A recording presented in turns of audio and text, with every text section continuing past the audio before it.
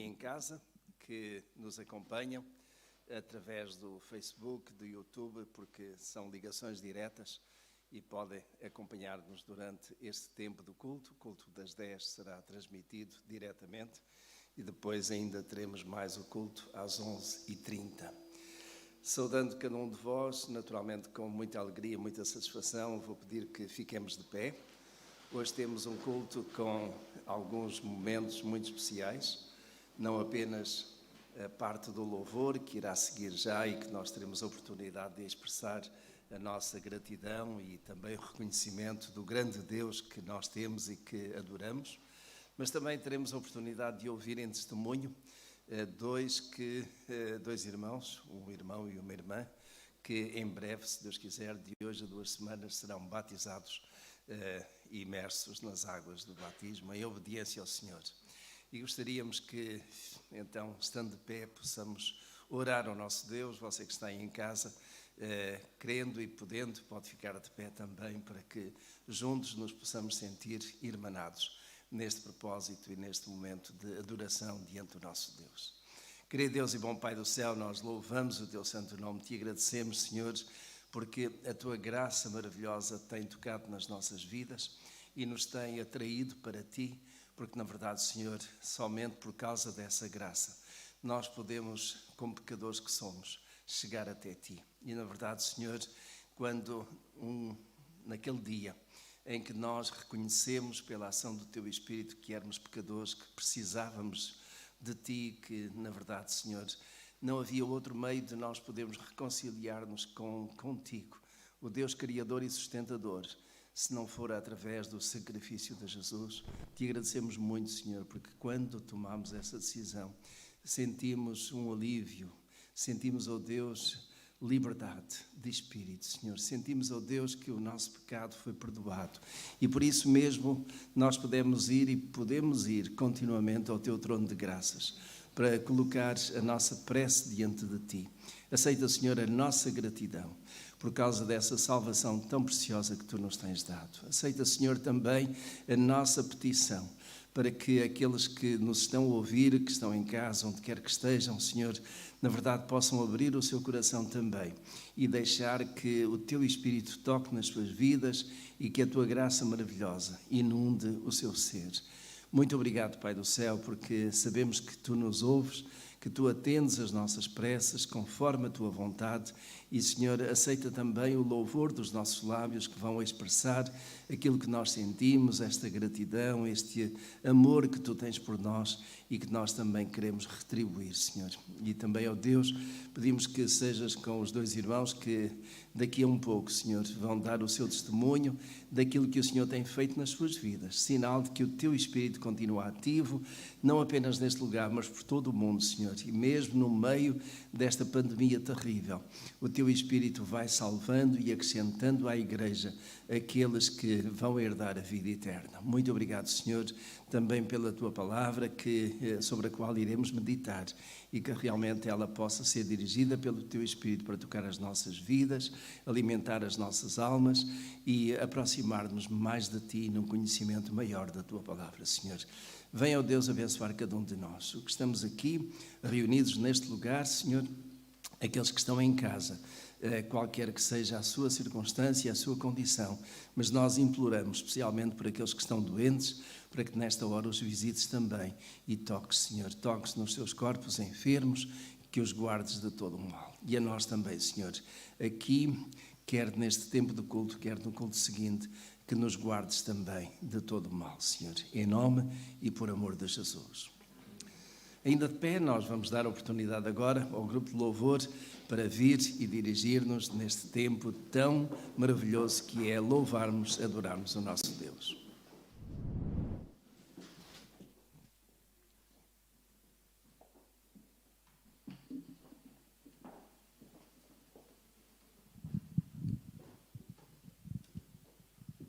Bom dia, irmãos. Bom dia, irmãos. Ok. Eu pedi ao Eric que possa colocar o Salmo 23. Eu vou pedir que todos possamos ler este salmo. É um salmo que particularmente eu gosto muito dele, de muitos outros salmos, mas este eu gosto muito dele. Podemos ler todos juntos? O Senhor é o meu pastor e nada me faltará. Ele me faz repousar em pastos verdejantes, leva-me para junto das águas de descanso. Refrigera-me a alma, guia-me pelas veredas da justiça e por amor do seu nome. Ainda que eu ande pelo vale da sombra da morte, não temerei mal nenhum, porque tu estás comigo, e o teu bordão e o teu cajado me consolam. Preparas-me uma mesa na presença dos meus adversários.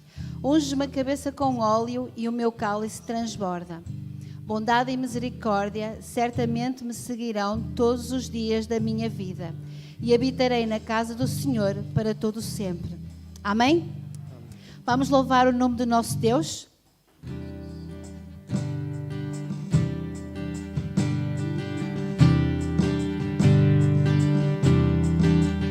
É teu povo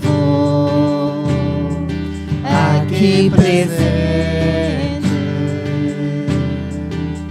todos numa só voz declarando que só tu és grande. Exaltamos teu doce nome, pelo amor, pela cruz, por teu Filho Jesus, pois és santo, sim, és digno de louvor e de ser adorado. És bondoso, Pai querido, entre todas as coisas tu és verdadeiro Senhor. É teu povo aqui presente, todos numa só voz declarando que só tu és grande. Exaltamos teu doce nome, pelo amor, pela cruz, por teu Filho Jesus, pois és santo, sim, és digno de louvor e de ser adorado.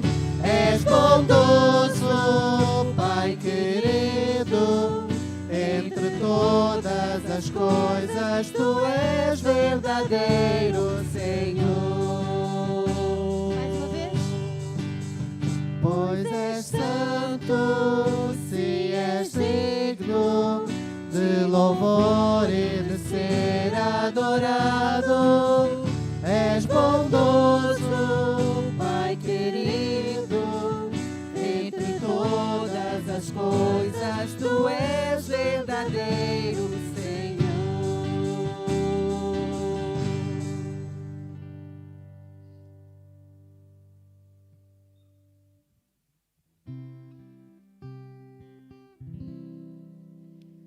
Eu quero ser mais como tu, ver a vida como tu, transbordar o teu Espírito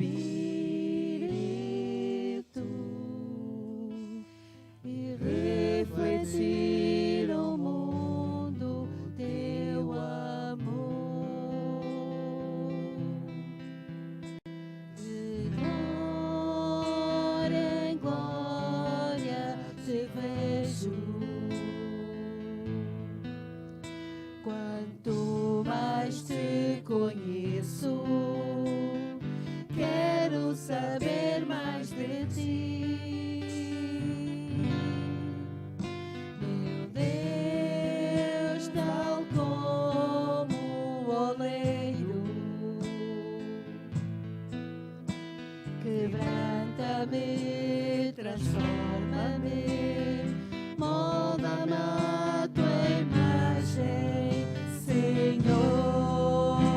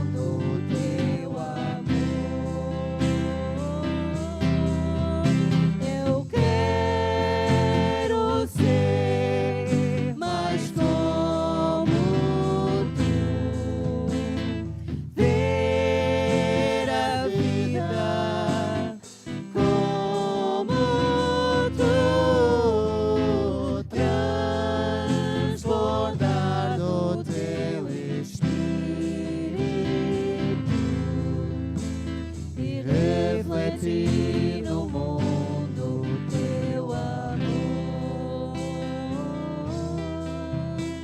e refleti no mundo teu amor.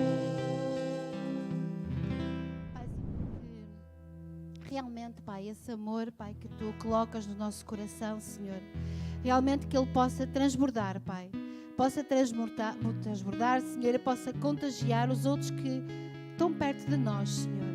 Que realmente, Pai, no meio desta turbulência, Pai, nesta mudança de vida que foi nestes últimos tempos, Senhor, que a paz e o amor possa resplandecer, Pai, nos nossos rostos, Senhor.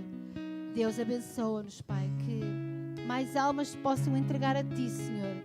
Pai, realmente, Senhor, que eles possam ser uma oportunidade, Deus, para eles entregarem a sua vida a Ti, Senhor. Paizinho, obrigada porque Tu um dia entregaste o Teu Filho, o Teu único Filho, Pai, para que morresse naquela cruz e todos nós estivéssemos aqui neste momento para louvar e engrandecer o Teu nome. Obrigada, Paizinho, muito, muito obrigada, Pai.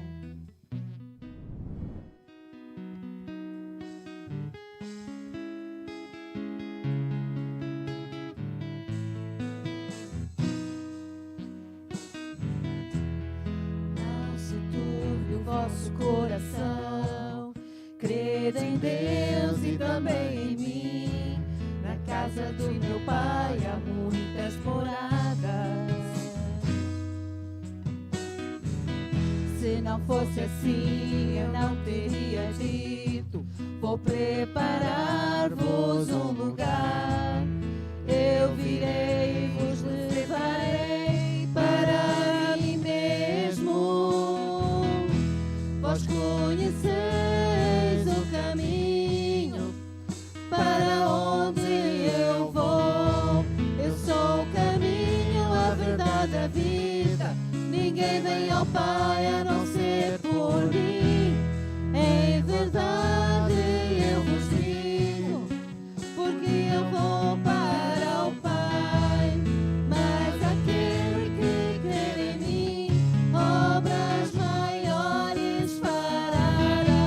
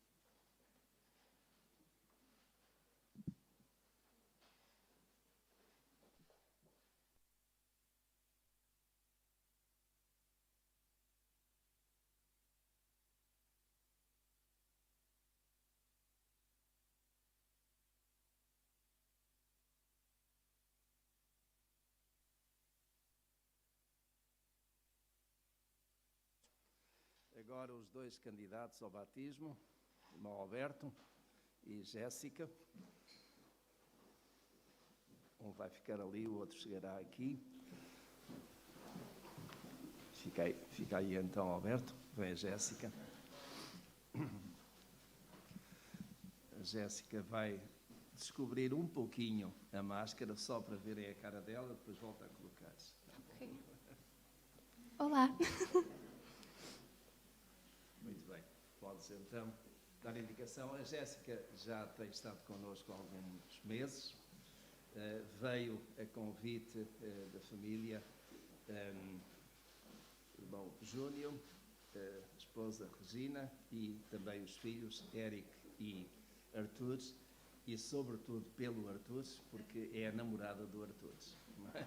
Então, ela vai dar testemunho. Nós temos estado a acompanhar esta jovem já há algumas semanas, longas semanas, meses, de preparação para o batismo, através de um livrinho de discipulado que cobriu várias matérias de doutrina. Terminámos ontem, então ela vem para dar o seu testemunho e o propósito e a minha recomendação é que depois seja batizada de hoje a 2 semanas. Jéssica, vai dar testemunho. Okay. Bem, olá, eu sou Jéssica Jossi, eu sou da Venezuela, eu tenho em Portugal 3, quase 4 anos. Eu primeiro vim com a minha mãe, depois o meu pai veio aqui. Nós moramos na Madeira, mas eu cá estou no Porto devido à faculdade e ali foi que conheci o Arthur e a sua família. Eu cresci e estudei numa escola católica, a minha família também agora é católica, e eu cresci nesse ambiente durante muito tempo. Só que enquanto fui crescendo, eu fui dando-me conta que não era o caminho que eu queria seguir.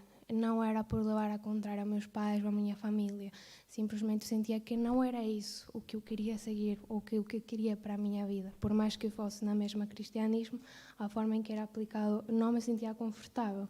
Muitas das vezes na minha escola ou até na minha própria família, eu via contradições ou coisas que para mim não faziam sentido. Então, ali com o tempo, eu fui fazer o crisma, obrigado, na igreja. Os meus pais disseram que era uma coisa que eu tinha de fazer, porque já era idade, e eu não me sentia nada confortável. Foi um momento muito aflito para mim, porque eu me estava sentindo, primeiro, numa igreja, mas estava sentindo hipócrita pelas pessoas que estão ali por fé, porque elas queriam fazê-lo, mas estava sentindo mal nesse ambiente já de por si que era obrigado. E uma coisa que me impactou muito e que eu tenho sempre na mente desde esse momento foi que quando entrei para fazer o crisma, primeiro fazíamos uma espécie de discipulado e depois era realizado o crisma, que era a confirmação. Uma coisa que disse o bispo da paróquia foi que ele sabia que a maioria das pessoas, ou bem dos jovens que estão ali, era por obrigação. E eu me senti muito mal por isso, porque isso não deveria ser algo obrigado. Deveria ser uma coisa por fé, um ato de fé, de crença de Jesus e Deus. Então, o fato de a maioria das pessoas estarem ali para ser discipulado de forma obrigada pela família não me pareceu nada correto. Eu acabei o crisma por obrigação, mas não foi uma coisa de fé. Eu não fiz isso sentindo-me bem. Com o tempo, fiquei numa espécie, vamos dizer assim, de limbo, em que eu não sabia qual caminho tomar. Eu não sabia se continuava na Igreja Católica por a minha família ou buscava o meu próprio rumo, o que era melhor.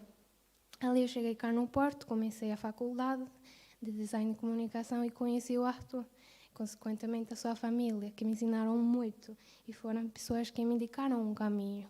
Por elas é que eu estou cá nesta igreja. Comecei a estudar, comecei a ver mais, a tentar entender coisas que eu antes não via ou não sabia.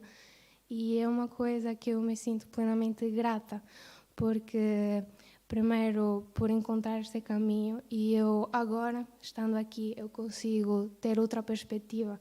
Olhando já para trás, para a Venezuela ou para a minha família, eu consigo ver que apesar de eu estar sentindo-me perdida nesse momento, eu sempre estive com Deus. Deus sempre esteve aí comigo, sempre. no momento em que eu me sentia mais perdida, Ele sempre esteve ali. E uma coisa que me dá imensa paz e algo que me dá muita felicidade agora é eu poder sim ser obrigada por fé, por crença, porque estudei e eu quero continuar nisto, que é a minha decisão, que eu acho que é muito importante na vida de qualquer cristão. Ser por decisão é porque tu acreditas e queres continuar nisto. Obrigada.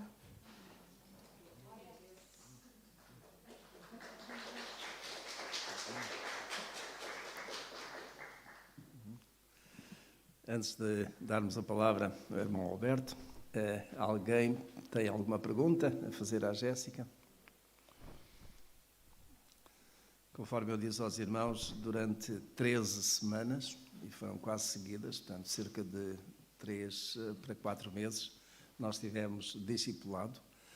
Foi por Zoom durante este tempo, mas de uma forma sistemática, e cobrimos toda a matéria, sobretudo a parte de doutrina, dos vários aspectos, e a Jéssica sempre mostrou prontidão, não apenas para estudar, mas para responder às várias perguntas, e, portanto, eu não tenho dúvidas de apresentá-la à Igreja como sendo candidata ao batismo sem qualquer dificuldade.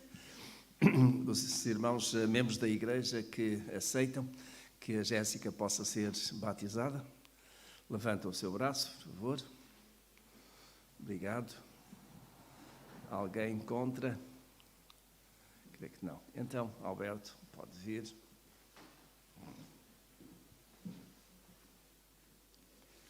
Olá, bom dia. Eu, como a Jéssica, também fui católico. Fiz o crisma, fiz a primeira comunhão e o crisma. Há coisa de um ano, eu tentei o suicídio, por uma situação. Entretanto, reencontrei a Clarice e a Clarice trouxe-me à igreja. A primeira mensagem que eu recebi cá foi do diácono Fernando, que disse que 4 amigos pegaram num doente e levaram até Jesus. Foram 4 amigos que não me deixaram me suicidar. Depois vim cá, foi quando decidi me converter, foi quando o pastor disse que um menino de 9 anos bateu à porta de uma senhora de idade que não a deixou suicidar. Essa menina, a minha atual esposa. Eu não fiz isso por causa dela, eu fiz porque me sinto bem aqui na igreja, que vi que Deus trabalhou e meteu pessoas no meu caminho para não fazer uma loucura, e sinto-me grato por isso.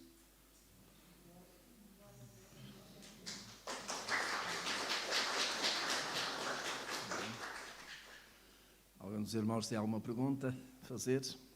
Do mesmo modo, o Alberto, tal como a Jéssica, tem estado comigo durante estes cerca de 4 meses em discipulado, acompanhou, houve oportunidade para responder dúvidas, questões, e eu identifiquei-me com eles com facilidade, porque o meu percurso também foi na Igreja Católica, também na catequese, com a crisma e tudo mais, foi o meu percurso. E daí que as dúvidas que a Jéssica e o Alberto tinham, naturalmente foram dúvidas que eu tive e que com facilidade nós pudemos então identificar-nos e fazer a comparação daquilo que é uma tradição da Igreja Católica, que naturalmente segue o seu percurso, e aquilo que encontramos na Escritura, que traz luz e que nos orienta no caminho que Jesus tão claramente deixou para os seus discípulos, para a sua Igreja. Também, do mesmo modo, trago diante de vós a proposta para que o Alberto seja batizado, de hoje a 2 semanas, se Deus quiser. Os membros da Igreja em favor podem levantar o seu braço. Obrigado. Alguém contra? E se Deus quiser, então, Deus os abençoe. Se Deus quiser, daqui a 2 semanas teremos um culto especial, não é? Obrigado, podem sentar-se. Não serão apenas eles, mas também, se Deus quiser, a Miriam Andrade, filha da irmã Glorinha e do irmão Filipe, que em novembro passado esteve para ser batizada com os outros jovens ou com os outros que foram batizados nessa altura, mas ela estava de quarentena, não podia, ficou em casa, mas eu creio que também teremos a oportunidade agora de a juntar a este grupo. E, meus irmãos, vamos considerar então a palavra do Senhor. Eu vou ligar-me aqui.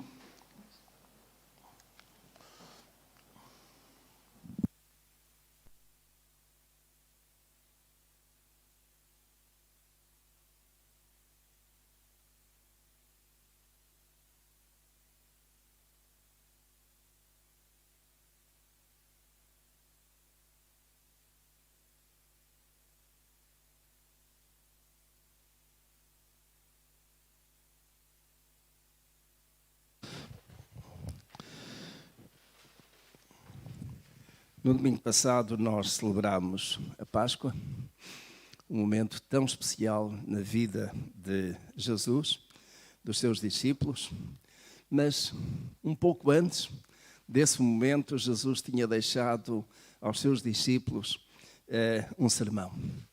Um sermão que, de certo modo, eles não compreenderam muito dos seus pontos, dos seus termos na altura, e depois, mais tarde, vieram a entender. Eu gostaria de chamar a vossa atenção ou convidar-vos a abrir a Escritura no Evangelho segundo Mateus.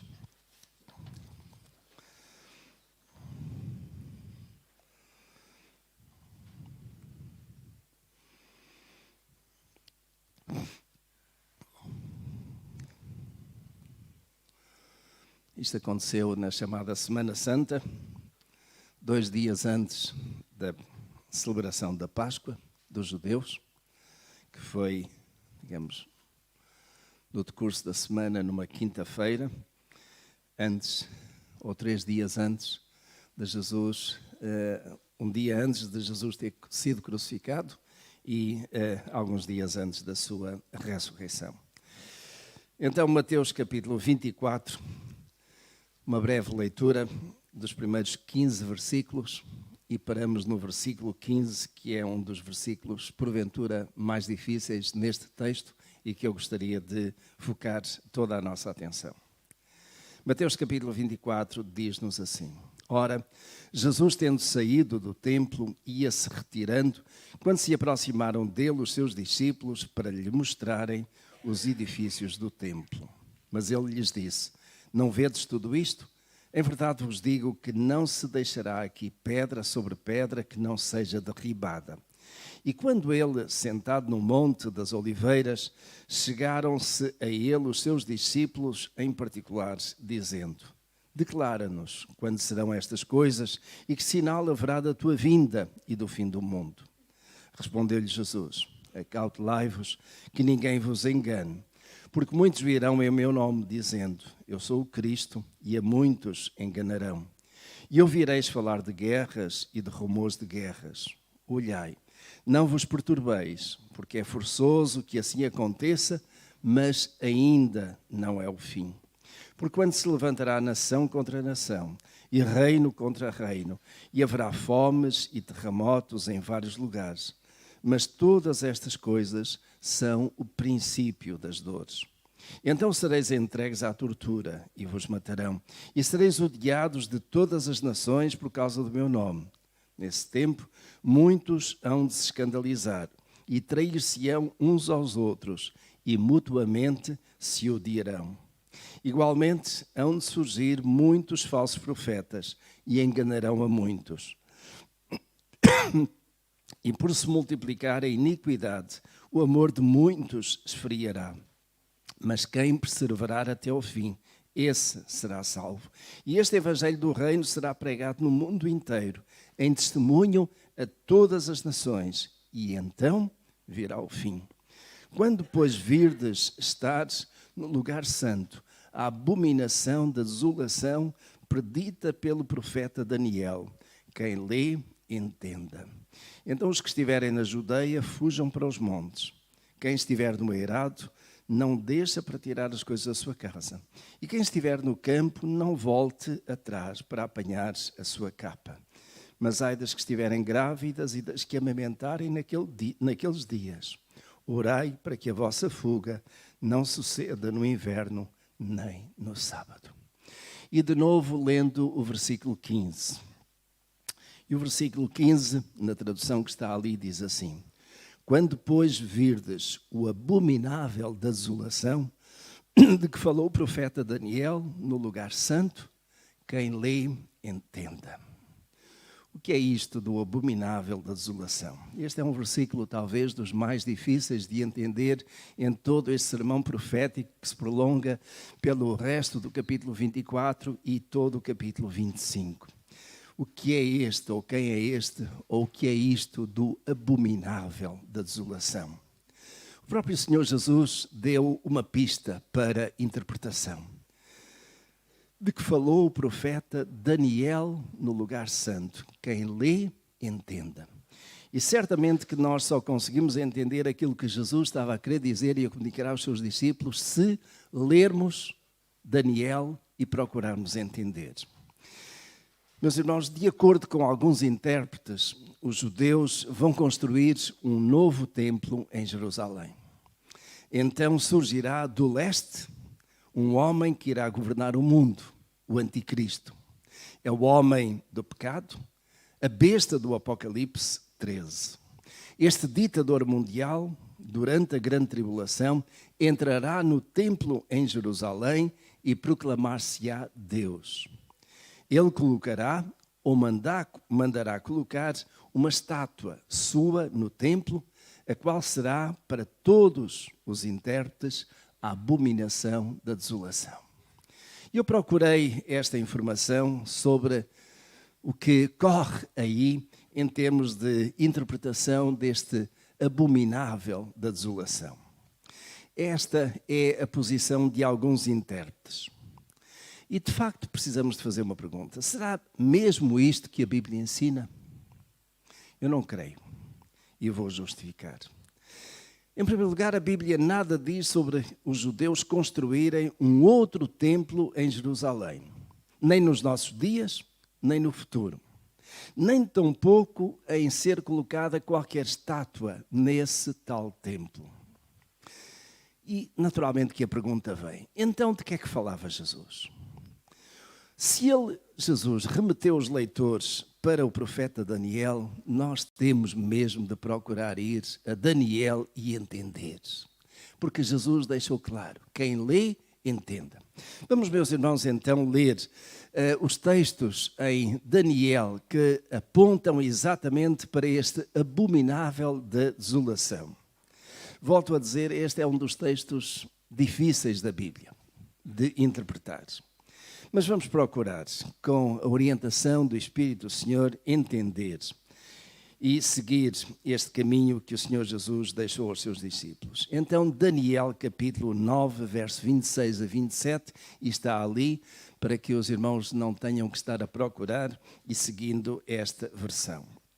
Em Daniel, capítulo 9, versículo 26 e 27, a palavra de Deus diz assim: depois de 62 semanas, será morto o ungido e já não estará. E o povo de um príncipe que há de vir destruirá a cidade e o santuário. E o seu fim será num dilúvio. E até ao fim haverá guerra. Desolação ou desolações são determinadas. Ele fará aliança com muitos por uma semana. Na metade da semana fará cessar o sacrifício e a oferta de manjares. Sobre a asa das abominações virá o assolador, até que a destruição que está determinada se derrame sobre ele. Este é um primeiro texto que nós encontramos em Daniel, que fala aqui de abominações e fala de desolação. Um pouquinho mais adiante, ainda no livro de Daniel, mas no capítulo 11, versículo 31, lemos assim: dele sairão forças que profanarão o santuário, a fortaleza nossa, e tirarão o sacrifício diário, estabelecendo a abominação desoladora. E já quase no final do livro de Daniel, no capítulo 12, versículo 11, lemos assim: depois do tempo em que o sacrifício diário foi tirado e posta a abominação desoladora, ainda haverá 1290 dias. E uma vez mais, tendo Jesus apontado para o livro de Daniel, nós chegamos a este texto e também encontramos dificuldade de interpretação. O que é que de facto Daniel teve da parte do Senhor em termos proféticos daquilo que iria acontecer?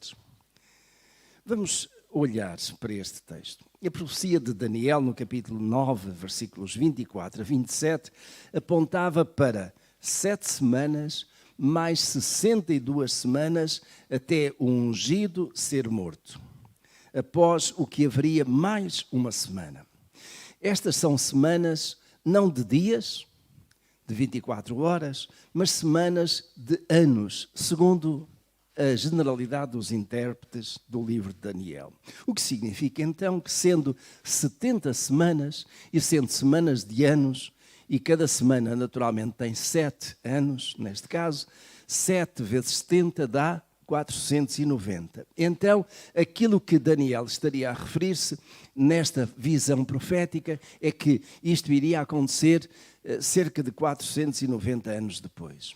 A contagem do tempo começa com a saída da ordem para restaurar Israel, e isso aconteceu no ano 445 a.C., conforme nós encontramos no livro de Neemias, aquele que foi chamado por Deus para restaurar os muros da cidade, e que encontramos lá em Neemias capítulo 2, versículos 1 até 6. As primeiras 69 semanas terminam com Cristo, o ungido, que morreu no ano 29 ou 30 depois de Cristo. A última semana, a 70ª semana, ainda estará por acontecer e pode ser identificada como a Grande Tribulação, um período de 7 anos que ainda não chegou nos dias de hoje. O segundo templo foi construído após o retorno do cativeiro da Babilónia, sob a liderança de Zorobabel, que teve a incumbência do rei Ciro de restaurar a casa de Deus em Jerusalém. Lembramos que este é o segundo templo. O primeiro templo tinha sido o templo de Salomão, que veio depois a ser destruído. Então, este segundo templo é restaurado, é construído em Jerusalém, depois do cativeiro da Babilónia, digamos, quase que muito próximo em termos de tempo da reconstrução dos muros por Neemias, mas isso aconteceu alguns anos antes pela mão de Zorobabel em particular. Para o efeito, Ciro tomou os utensílios da casa do Senhor que tinham sido roubados por Nabucodonosor, o rei da Babilónia, que veio e invadiu Israel. E entregou-os, o rei Sírio, entregou-os a Sesbazar, príncipe de Judá. Isso sucedeu no ano 520 a.C., conforme podemos encontrar no livro de Esdras, capítulo 1, versículos de 1 a 11. De acordo com a história judaica, esta passagem em Daniel, ou estas passagens em Daniel, foram cumpridas no período intertestamentário. Que passagens são estas? Aquelas em que a abominação desoladora iria verificar-se de novo no templo e tudo aquilo que era sagrado. E aconteceu quando? Aconteceu com Antíoco Epifânio, que governou a Síria dos anos 174 a 164 a.C. Ele veio sobre Jerusalém e o que ele fez foi denominado pelos judeus a abominação da desolação. São escritos que naturalmente existem. Já agora, só referir que o período intertestamentário é um período de cerca de 400 anos que está entre o livro de Malaquias, o último do Antigo Testamento, e o início da vinda de Jesus com o seu nascimento, e que é relatado nos vários evangelhos.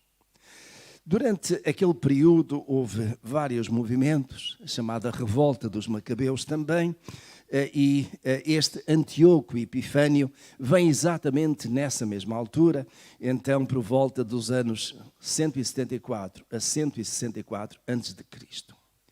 Ele veio sobre Jerusalém e fez então aquilo que os judeus chamaram abominação da desolação. Ou seja, uma identificação, uma indicação clara relativamente a este tema. Este Antíoco autodenominou-se Epifânio, e Epifânio significa o Deus que se fez manifesto. Daí nós temos também a palavra epifanias. E o que são epifanias? São manifestações de Deus em várias ocasiões. Então, este Antíoco auto-intitulou-se de Epifânio, como sendo ele uma manifestação de Deus direta. No livro não canónico de 1 Macabeus, no capítulo 1, verso 21, nós encontramos uma descrição dos seus atos abomináveis.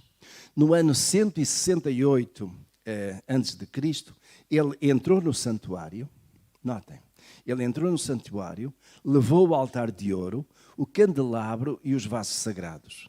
Dedicou o templo sagrado em Jerusalém ao deus Zeus, que era uma divindade pagã grega. Sacrificou um porco no altar. Um animal sujo e repudiável para os judeus, no lugar santo. E isto foi uma desoladora abominação para os judeus. No plano militar, ele deu ordens para destruir completamente o judaísmo.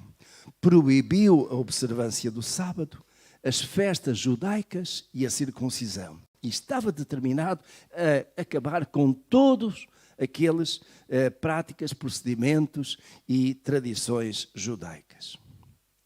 Contudo, a abominação da desolação não ficaria por ali. O pior ainda estava para vir. Avançando no tempo histórico, no ano 63 a.C., o general romano Pompeu conquistou a Judeia e anexou o território ao domínio romano. Herodes tornou-se rei dos judeus no ano 37 a.C., mas ele foi sempre submisso ao domínio imperial romano. Mas desenvolveu um audacioso plano de construções, entre as quais a restauração do templo em Jerusalém.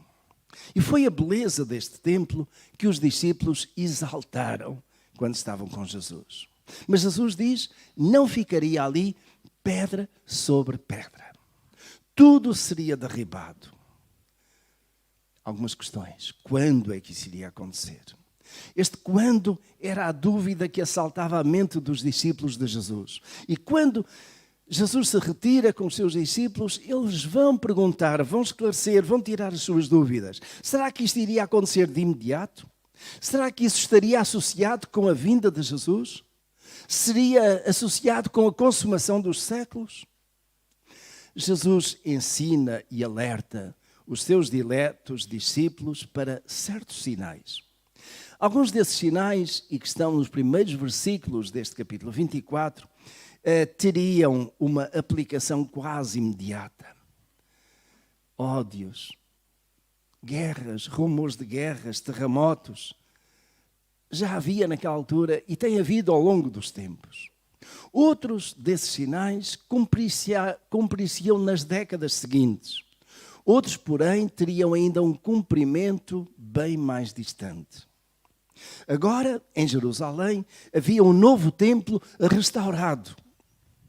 A profecia de Jesus é que a cidade seria arrasada. E com ela, o templo seria destruído. Destruído completamente. Poucos anos depois destas palavras de Jesus, houve várias tentativas de paganização do templo. O imperador Caio Calígula, chamado por alguns de o Anticristo, enviou Petrônio a Jerusalém para colocar as suas estátuas no templo. Os judeus revoltaram-se e conseguiram evitar tal abominação. Mas até que finalmente chegamos ao ano 66 depois de Cristo e a cidade de Jerusalém é sitiada. Resistiu durante um tempo, mas no ano 70 ela foi conquistada, penetrada pelas tropas dos vários exércitos que Roma conseguiu juntar para ter mais força e penetraram na cidade, arrasaram a cidade e o templo foi destruído. Não ficou pedra sobre pedra. Mas antes que isso tivesse acontecido, naturalmente que houve abominação, houve profanação do templo. Uma das passagens paralelas com esta de Mateus 24 está em Lucas. Lucas 21, 20, que eu vou pedir que passem aí, e que diz assim: quando, porém, virdes Jerusalém sitiada de exércitos, sabei que está próxima a sua devastação. Encontramos isso lá em Lucas 21, a partir no versículo 20 e depois os seguintes. É interessante que Lucas não faz uma descrição tão pormenorizada, tão longa do sermão profético de Jesus, conforme Mateus faz. Mas ele objetivamente toca neste ponto, dizendo: quando, porém, virdes Jerusalém sitiada de exércitos, sabei que está próxima a sua devastação. Tanto neste texto em Lucas como em Mateus, há uma palavrinha que, de certo modo, é importante aqui, entre outras: virdes. Ou seja, os discípulos iriam ver isto acontecer. Os discípulos estariam presentes, ou estariam vivos quando isto acontecesse. Seria alguma coisa que iria acontecer no momento em que aquela geração ainda estivesse viva. E, de facto, isso aconteceu. No ano 70, isto é, 40 anos depois de Jesus ter dito estas palavras, cumpriu-se integralmente a profecia de Jesus. O templo foi profanado, a abominação da desolação foi manifesta de novo em Israel, em Jerusalém, no templo. Ainda segundo Lucas, capítulo 21, dos versículos 21 a 24, Jesus tinha alertado: os que estivessem na Judeia iriam fugir para os montes. Reparem, não em Jerusalém, mas em toda a Judeia, em toda a província, iriam fugir para os montes. Os que se encontrassem na cidade deveriam retirar-se. Muitos cairiam ao fio da espada e seriam levados para todas as nações, até que os tempos dos gentios se completassem. Jerusalém seria pisada pelos invasores. Meus irmãos, isto aconteceu no ano 70. O cumprimento desta última parte da profecia de Jesus, registada por Lucas, ocorreu no ano 70 e desde o ano 70 até o ano 1948, os judeus não estiveram mais na sua terra. Foram espalhados por entre as nações. E só em 1948 é que aconteceu a restauração do Estado de Israel na Palestina. E os judeus voltam ou vêm de vários lugares, muitas gerações depois, voltam então à sua própria terra. Neste lugar, ou neste longo período de tempo, surgiu o islamismo, com Maomé, como sendo o último, ou considerado entre eles o último profeta. Os seus seguidores acreditam que um dia, já no final da sua vida, Maomé chegou a Jerusalém. Ele pousou na rocha do Monte do Templo e de lá subiu aos céus. Poucos anos mais tarde, no ano 638 d.C., Jerusalém foi de novo sitiada e conquistada pelos muçulmanos. Daí, até ser construída uma mesquita nas ruínas do antigo templo, foi um ápice. Ainda hoje, os judeus estão privados do seu templo na cidade sagrada. A abominação da desolação paira sobre Jerusalém. E a ideia do novo templo, o terceiro templo em Jerusalém, ganha forma nos dias de hoje. Em dezembro de 2020, poucos meses atrás, um membro do Knesset, o Parlamento de Israel, anunciou à nação que cada vez está mais próximo a construção do terceiro templo. Para os judeus, a construção do templo é vital, é essencial, é crucial. Eles voltariam a ter o altar para os sacrifícios. Teriam de novo os rituais clássicos dos dias de Moisés e dos tempos de Salomão, com o esplendor do seu templo. A expectativa da vinda do Messias seria reavivada. Mas esperemos um pouco. Mas com a morte de Jesus na cruz, o véu do templo não se rasgou? Com o sacrifício de Jesus, não deixam de ser necessários os sacrifícios de animais para expiação de pecados? Com a vinda do Espírito Santo que faz morada nos crentes, não somos nós agora templos do Espírito Santo? Haverá realmente necessidade de construir um novo templo físico em Jerusalém? Para alguns cristãos da linha dispensacionalista, é impossível conceber a vinda do anticristo sem haver um templo físico, material em Jerusalém. Para mim, sim, haverá um novo templo, mas não um templo material, nem construído por mãos de homens.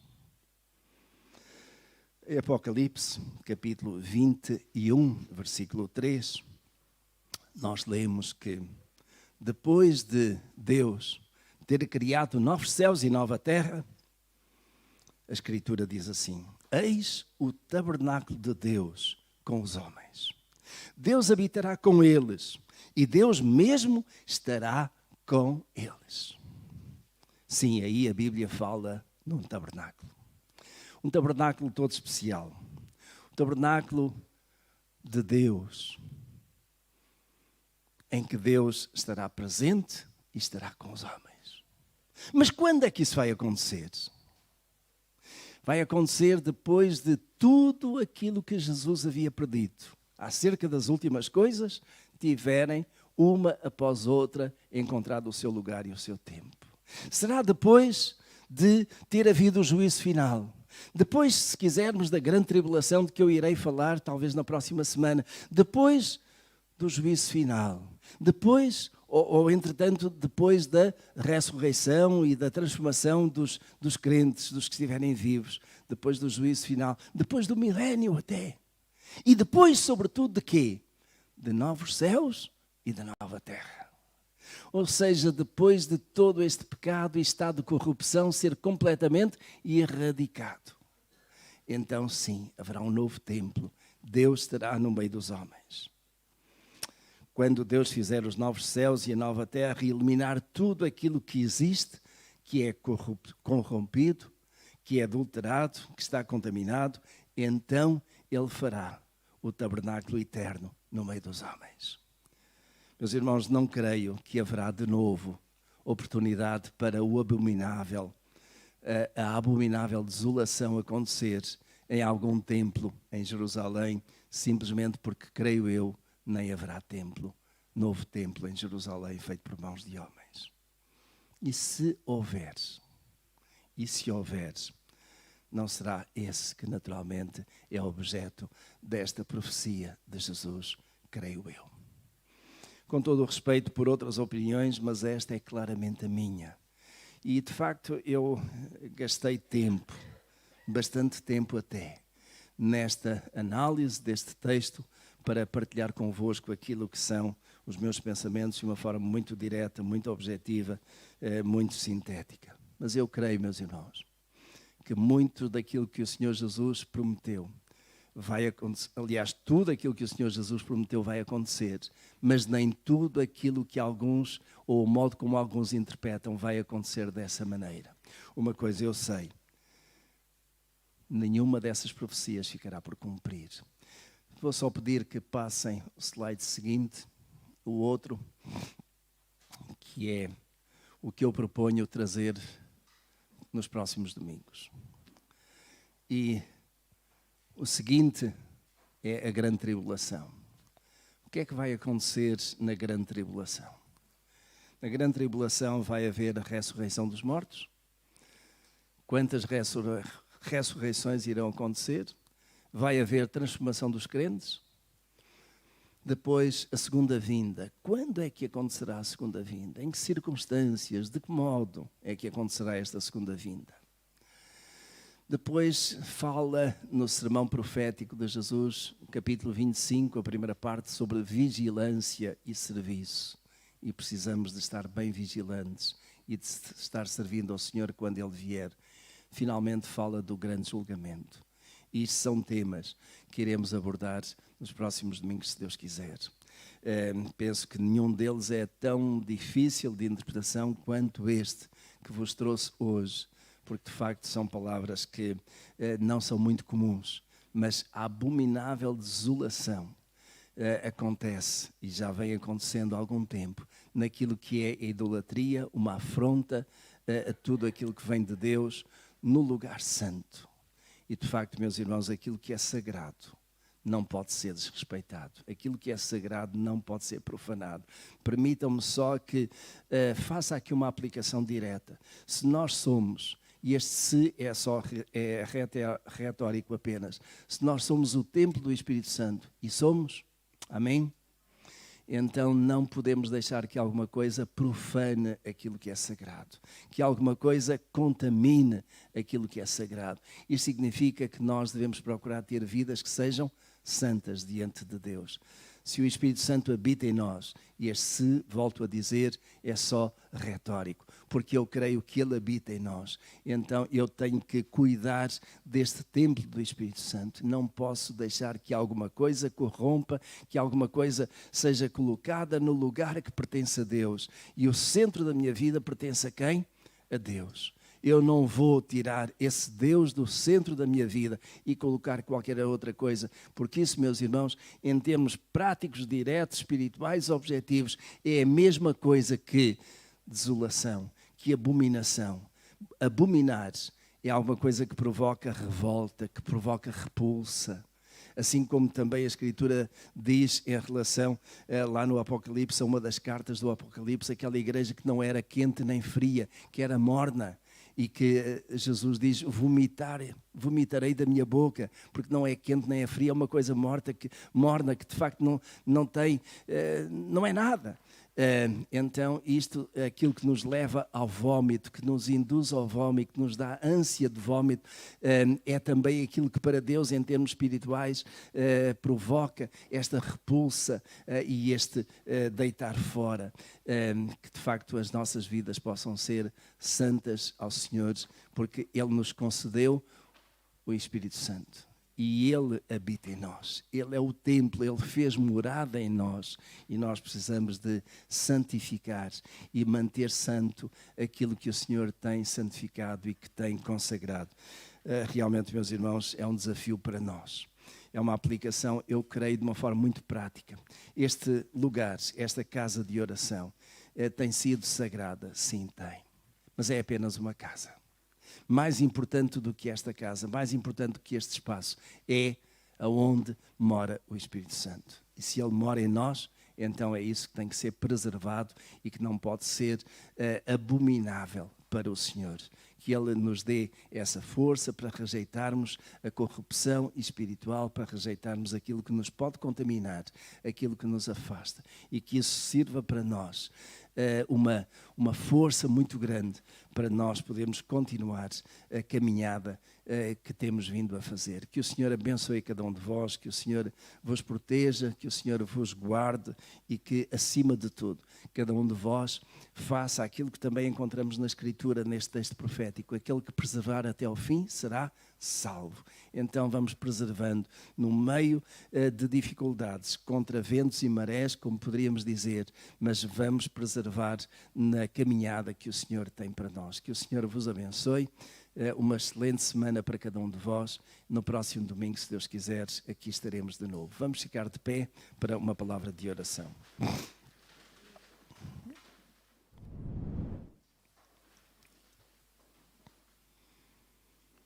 Querido Deus e bom Pai do céu, nós te agradecemos, Senhor, pela Tua palavra tão maravilhosa, pela Tua palavra na qual há certamente pontos difíceis de entender, mas com a orientação do Teu Espírito procuramos entender, procuramos interpretar e, acima de tudo, aplicar também às nossas vidas. Sabemos, ó Deus, que às vezes o nosso pensamento é limitado, é reduzido, mas, Senhores, pedimos que, acima de tudo, o que nós já conhecemos de Ti, daquilo que é a Tua grandeza, daquilo que é a garantia que Tu nos dás, de que todas as promessas serão cumpridas, são para nós a grande linha de força e aquilo que nos dá segurança, que nos dá tranquilidade, porque, acima de tudo, aquilo que está diante de nós é que Jesus voltará.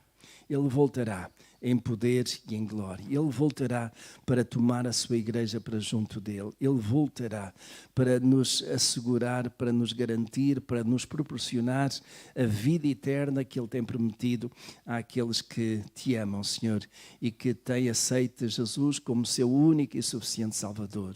E eu oro neste momento, Pai do céu, não apenas pelos meus irmãos e irmãs que vão mantendo a sua fé bem firme, bem acesa, bem vincada na Tua Palavra, mas também, Senhor, oro por aqueles que nos estão a ouvir e que ainda não tomaram essa decisão de aceitar Jesus como seu único e suficiente Salvador.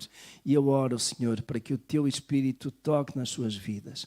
Conforme a palavra do Evangelho de João diz que o Espírito Santo viria para nos ensinar e nos iluminar no caminho e na palavra do Senhor Jesus, para nos convencer do pecado, da justiça e do juízo de Deus. Ó Pai do céu, que o Teu Espírito neste momento convença aqueles que ainda estão com dificuldade de entendimento, aqueles que estão com dúvidas, aqueles que ainda estão estribados nas suas próprias ideias, tradições ou convicções, mas que não estão em conformidade com a Tua palavra. Senhor, tem misericórdia, tem compaixão deles, toca nas suas vidas, Senhor, que realmente também eles possam ser templo do Espírito Santo, porque abrem o seu coração para Ti. Muito obrigado, Pai do céu, por este tempo maravilhoso que sempre temos na Tua casa, na Tua palavra e conjuntamente com os nossos irmãos e irmãs. Pedimos, Senhor, que abençoes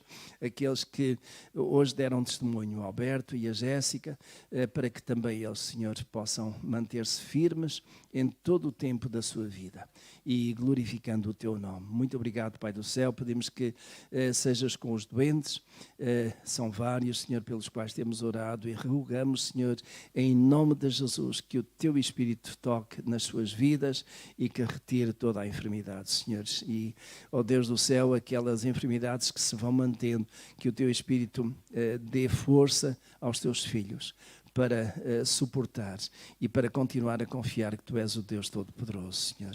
Abençoa cada um de nós e dá-nos uma semana de paz, uma semana com a Tua proteção, uma semana em que cada um de nós vai estar envolvido no seu trabalho, mas que conta, Senhor, com a Tua orientação para as suas vidas. Muito e muito obrigado, Pai do céu, em nome e por amor de Jesus. Amém. Amém. Vamos sair aqui por esta porta. Também lembrar que os jovens têm ali uma caixinha para juntar algumas moedas, alguma oferta para as crianças do PEP em Moçambique, particularmente da cidade da Beira.